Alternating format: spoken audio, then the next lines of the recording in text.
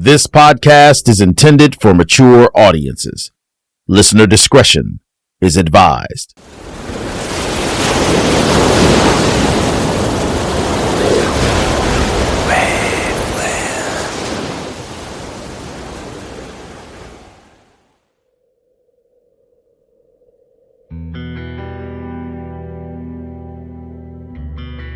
My name is Bob Poulno, and I was a private investigator. I'm now retired. That day I met with the Wilsons was November the 11th.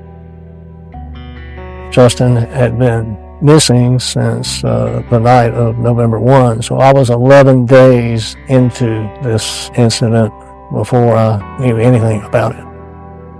They told me that Justin was not the type child of their one of 7 children they had to go without making contact with them frequently by telephone or in person. The Wilsons were not financially well off, and I thought I could find Justin within a week. He seemed to be very, very popular from what they were telling me. Had a lot of, quote, friends. And I have found young people like that, particularly teenagers who have run away from home, and I would find them at other teenagers' home, hiding out or whatever, for whatever reason. This could have well been another one of those. So I took the case, pro bono. Bob Poulno decided to take on Justin Gaines' case 16 years ago. He thought that Justin would turn up within a week, and he'd move on to the next case, as it happened many times before with teenagers running away from home. But that was before Bob knew how twisted this case would become, how deep he would have to go to find answers, or how dangerous his investigation could be. The case of Justin Gaines would torment him for nearly 2 decades.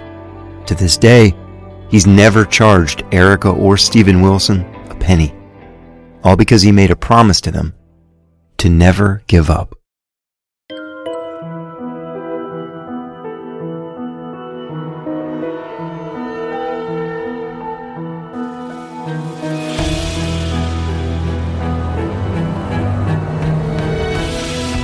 From Waveland, I'm Sean Kipe, and this is Drowning Creek.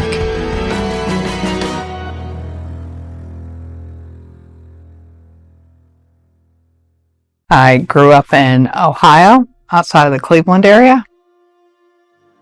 Met my current husband in 1994. We each had 3 boys, so when we got married, our boys were 1, 2, 3, 4, and 6. It was definitely an experience, but a big family. It makes Christmas fun, holidays fun, vacation fun. We decided to pack up our children from there and move to Georgia for better schools and nicer weather, and to get away from ex-husband. Erica Wilson had left her first husband and the biological father to her 3 sons, Justin, Joseph, and Jordan. Justin's father, yeah, he was really abusive and a drinker. Just leaving that behind and, not having to worry about that stress and focus on the kids, their education. Actually moving to Georgia was probably a blessing. Justin was 5 years old when Erica and Steven Wilson married, and the large blended family soon left the cold Ohio winters behind and relocated to Georgia.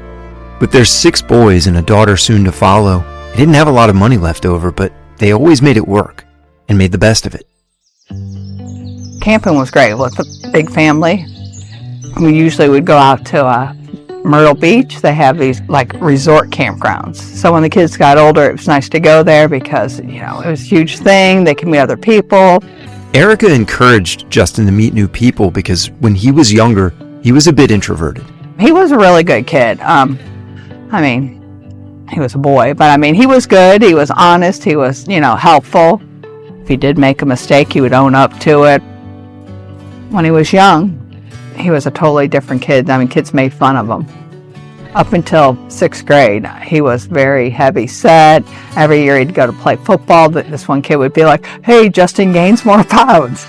And he used to come home and cry and be like, "Mom, no one wanted to be my partner again." Her husband Stephen gave advice that seemed to be life-changing for young Justin.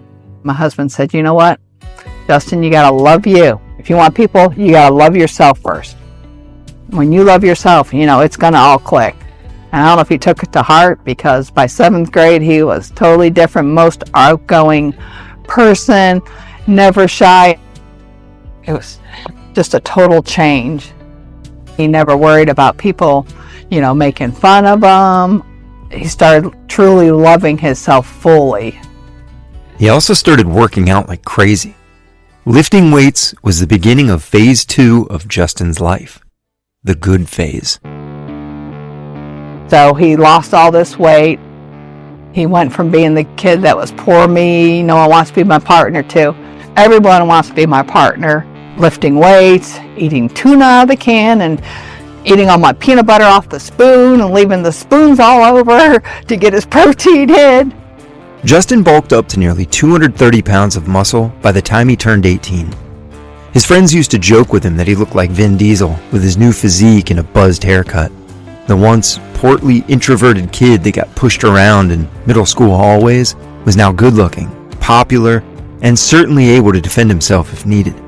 As close friend Katie Kuhn tells me, he was well-liked and always fun to be around. He was always the character at the party. Like, he was the guy putting on a show or just being the life of the party. Katie was very close to Justin. They hung out all the time. Justin's friends initially thought he must be with her when they couldn't reach him on the phone after he went missing. I get a call, a 3-way call, asking, have I seen Justin? And I was like, no, what do you mean? And they're like, no, seriously. And they said, well, we've called around to everybody who he might be with, and nobody has seen him. This wasn't like him. And Katie, being so close to Justin and his family, offered to make the dreadful call to his mother expressing their concern. And I said, well, I will call Erica. I didn't want to put that on them. I said, I'll call her. So I called Erica. And that was an extremely tough phone call to make. I'd say I probably blacked out because I don't remember the actual conversation, but the emotions were so strong, so much crying, so much realization that she has to file a missing persons report for her son. I sat there on the stairs at my grandmother's house, which is where I was at the time, just bawling my eyes out. I couldn't believe that we were having to start this process of having a friend who was missing. Volunteers pulled and poked through debris during day 2 of searching for 18-year-old Justin Gaines. After talking with his family and friends, they learned Gaines had a drinking problem. That's why they believe he may have died of alcohol poisoning. The first day of searching for Justin was, as one would expect, extremely difficult for all involved. Most of the searchers were just out of high school and had never experienced anything like this before. Everyone was filled with a wide range of emotions. We start trying to piece everything together like it's a puzzle, talking to all of our friends. Where is he? What was he doing? Who was he with? Was it foul play? Were we looking for a person that was still alive? Were we looking for a person that wasn't alive? Ugh, that was a terrible day. That feeling of having to walk through the woods in a line of people looking for what could possibly be your deceased friend is a feeling I never want anybody to feel. I've heard similar statements like those that Katie Kuhn shared from pretty much everyone I've talked to so far regarding how Justin was just a good guy who was liked by everyone, the life of the party. They chose to focus only on the good qualities he possessed because that's how they wanted to remember him. But if that's true, then who would want to hurt Justin, and why? Could this have been a completely random act of violence? And if so, why was Justin, of all people, targeted? There just has to be more to the story.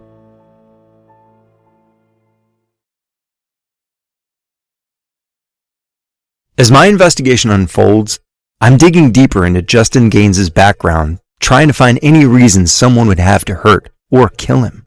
I already knew that he was arrested for underage drinking, but that's not connected to his disappearance. That's what investigators told me. I did find something interesting while talking to his close group of high school friends. Here's Katie again. He was definitely a little bit of a troublemaker, but not, I would say, not getting in trouble. He just kind of pushed the boundaries a little bit on sneaking out and partying and stuff like that. He pushed the boundaries. This rung a bell as soon as Katie said it, because I'd heard it before. Mike and Patrick Heiser both told me on separate occasions that Justin always seemed to want to push things a step further, and that usually alcohol was involved. Somewhere along the way, between graduating high school and starting college, it had gone from fun times just hanging out and partying to not fun at all. You know, he was always whenever we were being rambunctious, he was always the one that wanted to take it to whatever the next level was. And the drinking progressively got, more and more extreme. You know, Justin worked at Quick Trip. Quick Trip has, these big 44-ounce cups, and, basically fill it up with straight vodka. And drink straight from that, just straight vodka. And it was like, dude, I don't think you need to get that drunk. That's to another level. He wasn't the same person that I knew who was this very balanced, focused man. But I hadn't seen him like that before to that level. He just didn't feel like Justin. I think he was losing it because he was at a point where he was so independent because he's living out on his own. He's got nobody telling him what to do, what not to do. He was just doing whatever he wanted. Some of Justin's friends had started pulling away from him. Not because they didn't like him anymore, but because around the time he started college, he began to change and was hanging out with new people, some of whom they didn't really care for. I remember just the feeling. I couldn't tell you what any of them looked like or names or anything like that, but I do remember the feeling of there's some people that he was hanging out with that were unsavory characters that didn't have his best interest at heart and was putting him in situations that maybe we didn't care for. And I do remember us telling him hey, we aren't a big fan of these people. But he was just he saw everybody as just a good person, and if they're fun to hang out with, then they must be fine, right? And he was all about the fun, whether it was good or bad. Bob Pulneau heard the same thing from several of Justin's friends early in his investigation. They said that he had really changed recently, that his personality had changed, that he had befriended some people that they didn't like, that were into drugs. They didn't run with that crowd, so they would stop associating with, and hadn't stopped associating with Justin, other than just call him on the phone or how you doing. Justin began engaging in vandalism and petty theft too, as Mike Heiser tells me. Oh, car hopping. Yeah. Yep. I was, there's legitimacy to that story. Car hopping, of course, is walking from car to car and checking the door handle to see if it's unlocked. If it's locked, you move on to the next. If it's not, you see what's worth taking inside and sell it later. I saw a bunch of the stuff that he gained. I heard stories. There was one in particular where he had gone into a unlocked police car that was in the same neighborhood that I lived in. And within that police car, there was a bulletproof vest and a pistol. And he actually, the story that I heard, I never validated it or anything like that, but the story that I heard is he took the pistol and he went and threw it down a sewer drain. I was like, that's getting a little crazy, man. Should probably settle down a bit. Justin was never caught or arrested for it, and this didn't come out until after he went missing. Patrick Heiser tells me it even went further than car hopping, though. I know of things that they did that I would never do in a million years. I know of things that, Justin got into, like throwing rocks through people's windows at 2 o'clock in the morning, like jumping cars, those things, the more you get to know it chisels away at your moral foundation. Car hopping suddenly makes that jump, where there's a reality behind that of like, okay, well, I've already broken the law once, nothing's happened, and it was fun, and I need money. That's a huge driver. Like, that makes a lot of sense to me.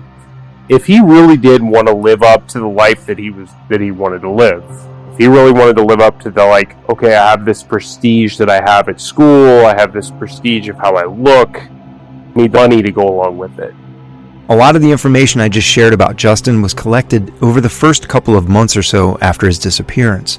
Initially, Erica Wilson said that police seemed to not really take this case very seriously and would share very little information they had learned with her, or Bob Poulneau. The Gwinnett County Police Department would not give me, they wouldn't give me anything for the longest time.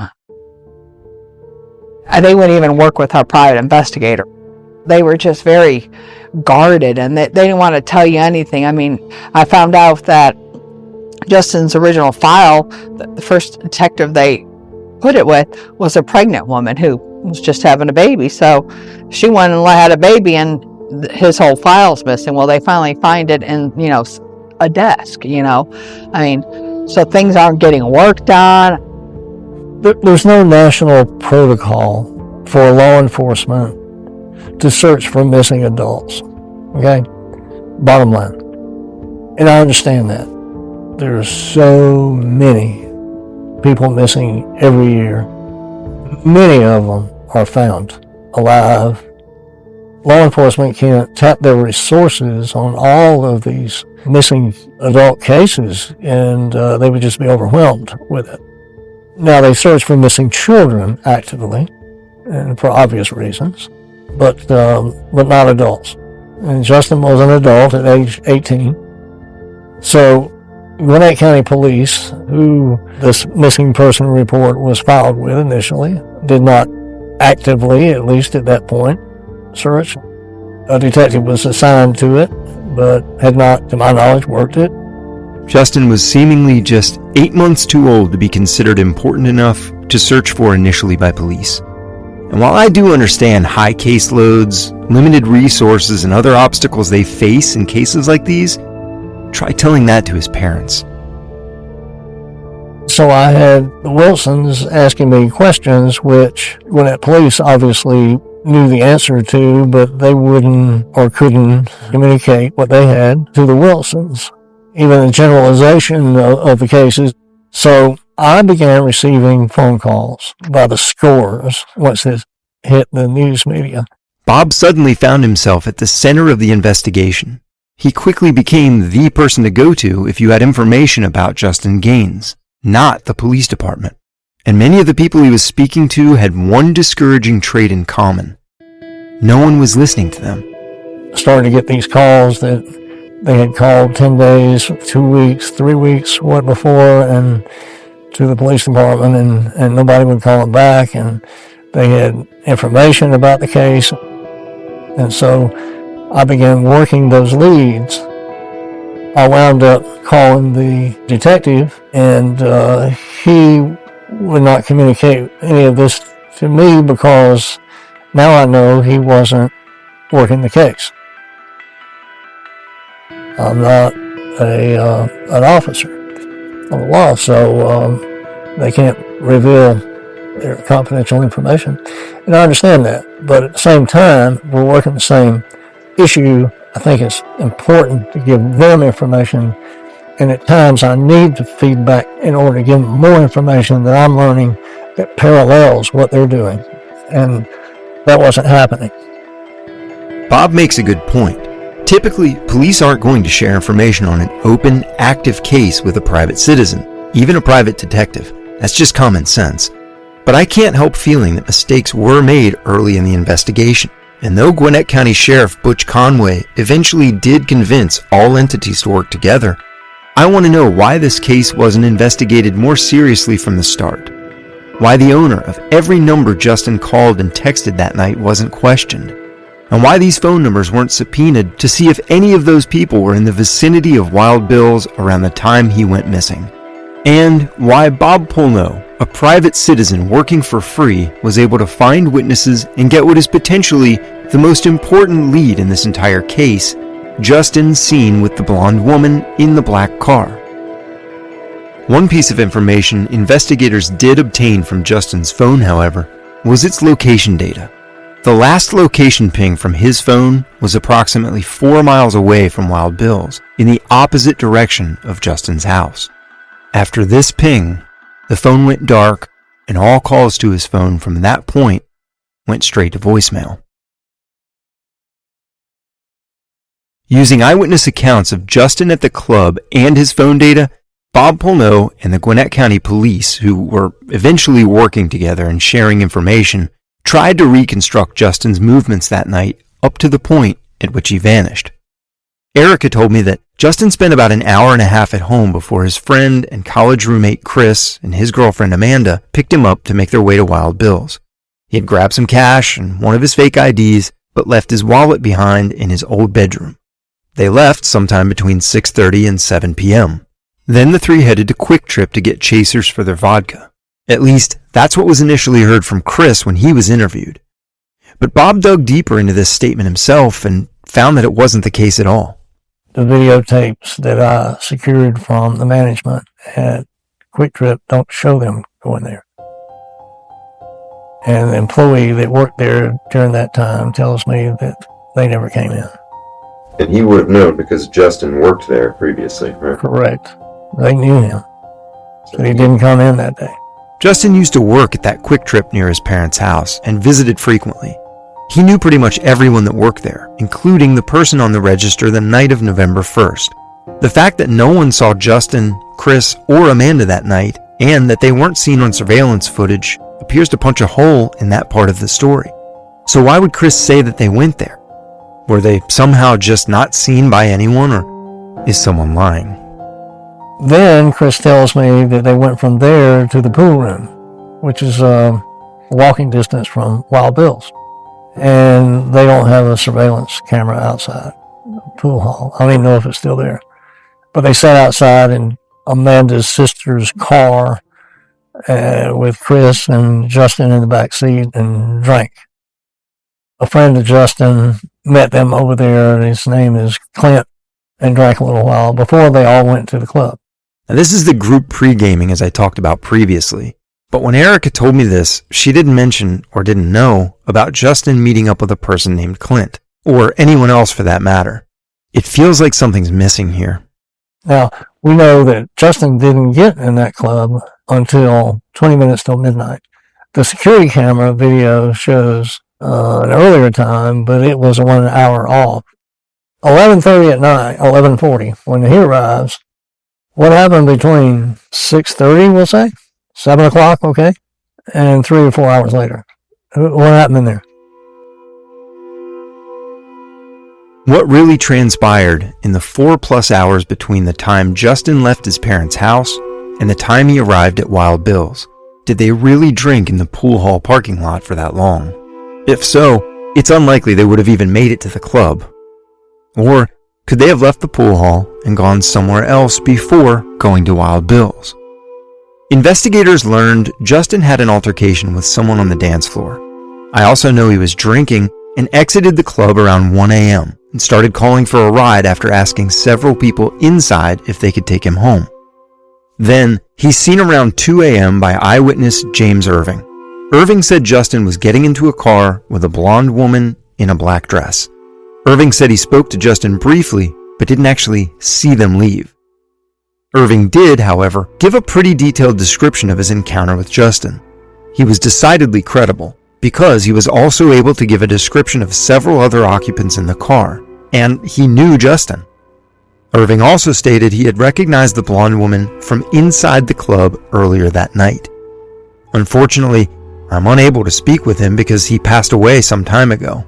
But fortunately, he wasn't the only one who saw the woman in the black dress. To me, one of the most important aspects of this investigation so far is the identity of the blonde woman in the black dress. She's been mentioned a lot, and that's because she's one of the last people to have been witnessed with Justin shortly before he disappeared. Justin was seen inside the club and getting into a car later that night with her and 2 other people who've yet to be identified. This woman, whoever she is, may hold the key to knowing what happened to Justin. When I met with James, I knew I had a good witness because he can place Justin Gaines at that club. He can place Justin Gaines at the time. I know that James saw this same blonde girl sitting at the table with him as the same blonde girl that got into the car. I have another eyewitness that did not know Justin Gaines, but had seen him on television after the disappearance, of course, and she identified this blonde girl as the same one seated at the table with him, and then she got a table next to him, and this blonde girl was there. Bob met a woman who claimed she was seated at a table next to Justin. Having no knowledge of James Irving's statements, the woman gave Bob information about what she remembered seeing, including the woman in black. She saw Justin that night seated at a table next to her table with this blonde girl and a black guy, which I think James told me was a black guy there at one point, and that they were with another group of people seated behind their tables. They would interact with another group of people back and forth, sometimes other people coming up and seating themselves at the table with Justin. I managed to track down this woman named Susan and see if she even remembered making these statements at all. The only reason how we started really talking to each other is because he played football at Brookwood High School with my little nephew. Surprisingly, Susan remembered quite a bit about her short encounter with Justin that night. I'm like, are you having a good time? Why aren't you out there dancing? And he said, no, he was out for the night, and he knew he was going to be out for the night. And I think he said he left his wallet at home or can't find his wallet or something, and asked me if we could buy him a drink, buy him a beer. And I said, how old are you? Susan recounted everything she could remember about who was sitting at the table with Justin. I do remember a young boy wearing a white hoodie. I don't really know. I just know when he came over to our table and he addressed Justin, that it was quick. And then they walked out to the back. I guess there's smoking places back there. So I know they went to the back, and he was with another guy, and I can't remember, I think he may have been Asian, and then another guy was a black guy, and he was with a young white girl, and I know she had long hair. It was blonde. Bob had actually mentioned an Asian guy to me as well when we spoke. He told me the man escorted the mystery blonde woman into the club, but seemed to not know much more about him. I have not identified the Asian male that escorted the blonde girl into the club. Don't know how he fits into this, other than the girl paid for him, and appears no personal relationship. He may have been someone, I guess, just to look after her, but he was not with her apparently there to party. He followed her into the club, and he went with her. I asked Susan if anything seemed to be off with Justin that night, other than him being under the influence of alcohol. Everything seemed fine. They were going over to Barnacles. It was, right across the street almost. And he goes, and I know he was drinking, and he was underage. And I told him, I said, you shouldn't be drinking and being underage. Who are you with?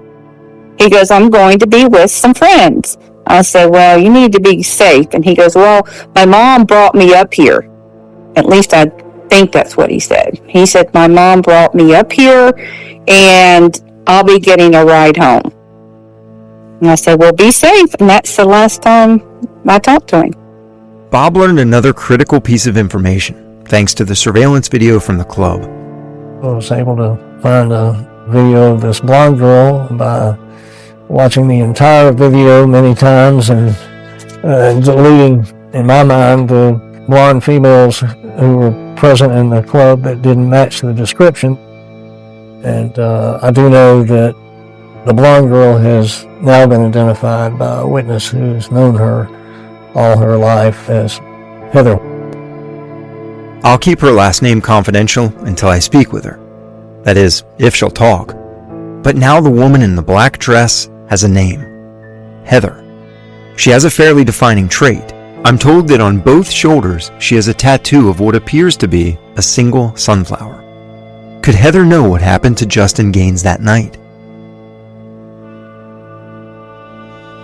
When I started out in this case, Bob Pulneau, who probably knows more information about Justin's disappearance than anyone else, was initially hesitant to speak with me. I can't say I blame him. He had no idea who I was. But at the urging of the lead investigator on the case and Walton County Sheriff Joe Chapman, he did, of course, begin to share information with me, as you've heard. As he got more comfortable with me and we began to develop a sense of trust with each other, he began to tell me more. Things I couldn't learn any other way because they were kept out of the media. Until now. I knew that an anonymous caller gave a tip shortly after Justin's disappearance, but I had no idea what the information given was or its relevance. Police have desperately tried to find out who the caller was for years, even going to the media to ask the person to reach back out to law enforcement. Bob Pulneau shared this lead with me, and if true, it changes everything in the search for Justin. This anonymous phone call came in to Texas EquuSearch. They had set up an anonymous tip line, published them on billboards around Atlanta, and it was all over the news. This caller, I believe, was very important. And I tried my best to identify this lady. Even allured to her call in what ways that I could, and that were permissible by Gwinnett Police at the time, to release to the Gwinnett Daily Post newspaper front page. Please come forward. We want to talk with you again. And never did call. What you're about to hear has never been shared publicly before now. Good afternoon, Texas EquuSearch. This is Sheila. Hi, yes. Is this the anonymous line? I can give you some information? Yes, ma'am. Okay, this is just all I know. I'm letting somebody know because this could be life or death for this boy. Justin owed a guy named Chino a lot of money. He owed a good bit of different people some money about drugs.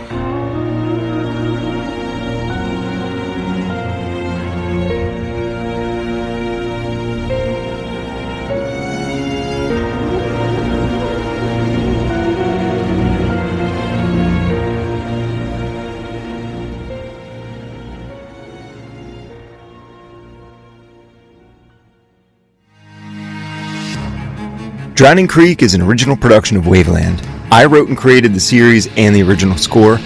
Executive producer is Jason Hoke. Associate producer is Leo Culp. Sound engineering by Shane Freeman. Special thanks to Erica Wilson and her family. If you have any leads on this case, please contact me at info@seankipe.com. And if you love the series, please leave a review and tell your friends. Follow Waveland on Instagram at Waveland Media for more on this series and upcoming new shows. And you can also find me on social media at Sean Kipe Official or at seankipe.com. As always, thanks for listening.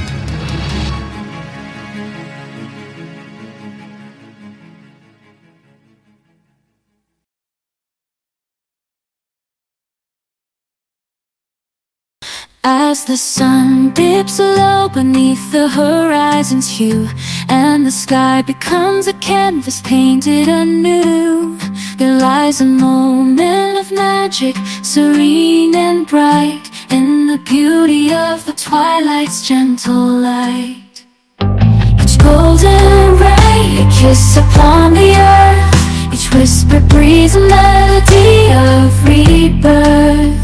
With every color of the sky, a story untold. In the wonder of the sunset, our hearts unfold. A mystical sunset in the evening's glow, where dreams take flight and spirit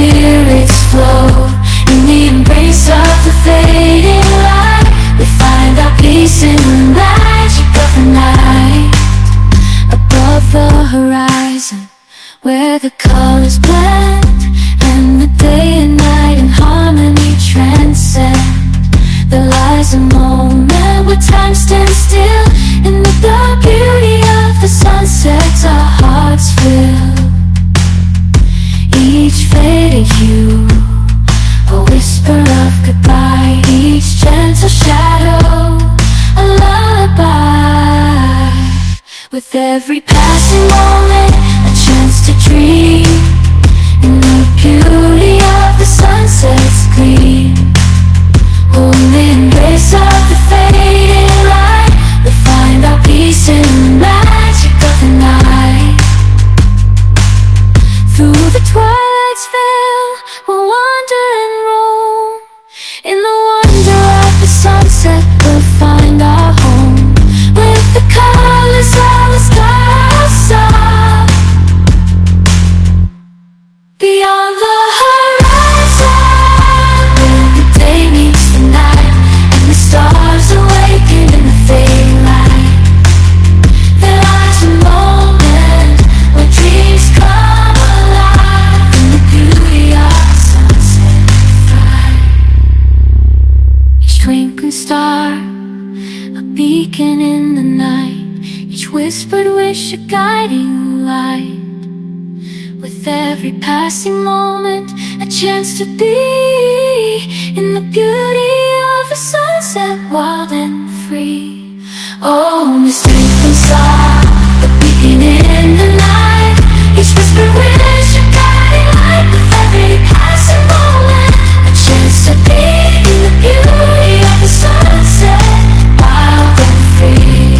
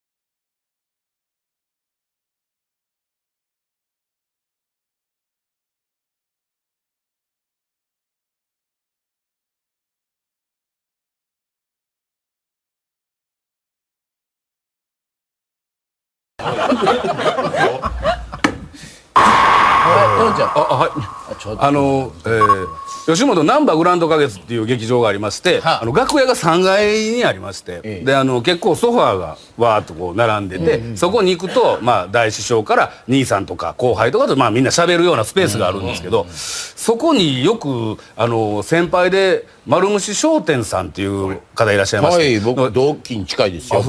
東村さんっていう方がもうずっとこううろうろしてはるというか、もう徘徊に近いぐらい誰か見つけたらダジャレを言いに来はるっていうノリがあるんですね。でもう言うたら何なんですかね、楽屋やのに急にポケットからたわし出してゴシゴシとか言うてくるんですよ。ほんで「ありがとうございます」みたいな、後輩何とも言えないんで「ありがとうございます」みたいなゴシゴシ言うて、で「たわしばっかよね」って言われて「ありがとうございます」っていう話で、とりあえずちょっと逃げよう思ってソファー座ったんですね。ほな東野さんもこうソファーの横に座りはってずっとダジャレを言うてきはるんですよ。で俺ずっと聞いてて「そうですねそうですねそうですね」って言ってたら、ちょっとテンション上がった東村さんが足をちょっと上に、ソファーのちょっと上に上げるというか、ちょっと足をこう乗せてしまった、一瞬なんですけど乗せてしまったその一瞬を出番に行きはる桂文珍師匠がそれを目撃して、その足上げてる瞬間をカッて見張って、すごい低い声で「椅子」って言い張ったんですよ。だから椅子に足上げたらね行儀悪いやろうっていう。でもうそのだからロビーにピリーってなって、みんなシーンってなって、僕もなんか一緒に座ってるから同じの怒られてるみたいな感じになって、シーンってなったら文珍師匠が行くセッターの音だけがカスカスカスカスって聞こえてたんですけど、東村さんがその出番に変わる文珍師匠の背中に向かって「スリッパ」って言ったんです。で「えっ?」てなって「椅子スリッパしりとり始めてるってなったんですよ。どんな心臓してんのってなってめちゃくちゃ怖いんですけどってなったら文鎮師匠ピタって止まってグーン見てパンパースって